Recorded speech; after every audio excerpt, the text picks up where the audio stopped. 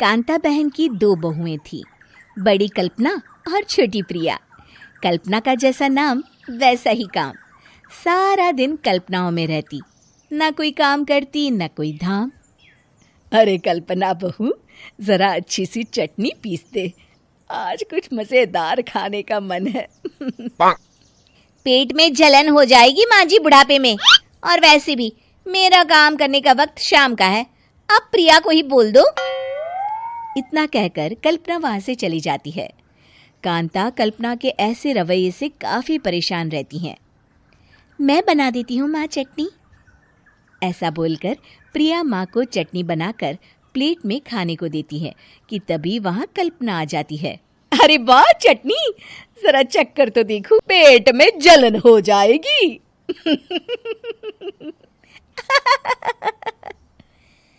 इतना कहकर कांता और प्रिया दोनों हंसने लगते हैं।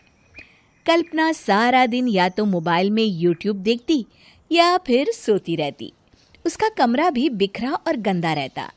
एक दिन कल्पना का पति अशोक उससे कहता है, अरे कल्पना, जानवर भी उस जगह को साफ कर लेता है जहां वो बैठता है, तुम तो इंसान हो, कैसे इतने गंदे कमरे में रह लेती हो? देखो सारा सामान यहाँ वहां बिखरा पड़ा है।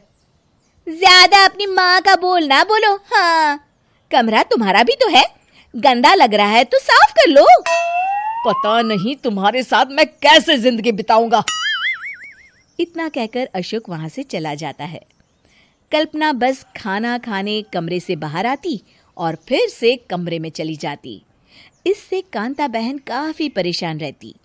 एक दिन प्रिया कांता से कहती है, माँ, मैं सारा दिन काम करके थक जाती हूँ, आप कल्पना दीदी से कहिए ना कि सुबह और शाम का काम बांट ले। मैं तो अब सिर्फ एक वक्त का ही काम करूँगी। हाँ।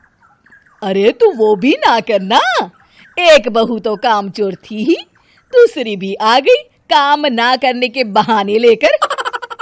तभी वहां प्रिया का पति रमेश आ जाता है। माँ, मैं देख रहा हूँ भाभी कोई काम नहीं करती, प्रिया सारा दिन घर और रसोई का काम करती है, अब कुछ करो ना माँ। कांता मन में कुछ सोचती है और कल्पना के पास जाती है। कल्पना फोन पर मेकअप करना देख रही होती है। कल्पना, तुम सारा दिन बस मोबाइल देखती हो, घर का कोई काम भी कर लिया करो। प्रिया सारा दिन काम करके थक जाती है। आज से मैंने फैसला किया है, एक वक्त का काम तुम करोगी, सुबह का खाना तुम बनाओगी और रात का प्रिया। आप लोगों ने काम को हव्वा बना रखा है। अरे पता नहीं थोड़ा सा ज्यादा काम करने में आप लोग घबरा क्यों जाते हैं। और हाँ, बहुत ज्यादा प्रिया की तारीफ मत करिए मेरे सामने, बड़ी बहू तो मैं ही रहूंगी। मैं कुछ नहीं जानती, कल सुबह मुझे वक्त से खाना चाहिए, रसोई में आ जाना, वरना कल से तुझे खाना नहीं मिलेगा। अगली सुबह कल्पना रसोई में नहीं आती है। वो देर से सोकर उठती है और बाहर आकर कहती है, अरे भूख लगी है, आज खाने में क्या है? इतनी देर हो गई, आज किसी ने मुझे उठाया भी नहीं, पता नहीं कहाँ है सब। कल्पना को घर में कोई नहीं दिखता। वो रसोई की तरफ जाती है जहां बड़ा सा ताला लगा होता है। अरे रसोई में ताला? ओ, मैं तो भूल ही गई थी। माँ ने आज से सुबह का खाना मुझे बनाने को कहा था। हे भगवान, इतने लोगों का खाना बनाना क्या आसान है? तभी घर के सारे सदस्य बाहर से वापस आते हैं। वाह माँ जी, मजा आ गया छोले भटूरे खाकर। मेरे मुंह में तो अभी भी स्वाद आ रहा है। अरे कल्पना, तेरे भरोसे रहते तो हम तो भूखे ही रह जाते। कल्पना को बहुत गुस्सा आ जाता है।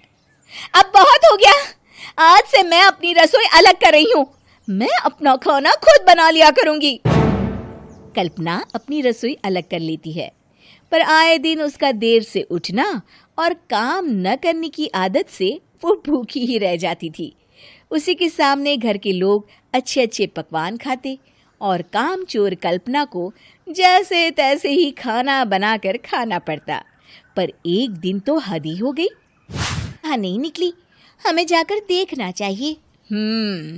सो रही होगी, काम चोर कहीं की। पर तुम कहती हो तो चलो देख लेते हैं उसे। कल्पना कमरे में पेट पकड़कर बैठी होती है। हाय मेरा दर्द, पेट दर्द के मारे मर रही हूँ मैं।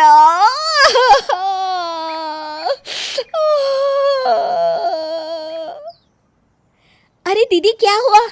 पेट में दर्द क्यों हो रहा है? डॉक्टर को दिखाया आपने?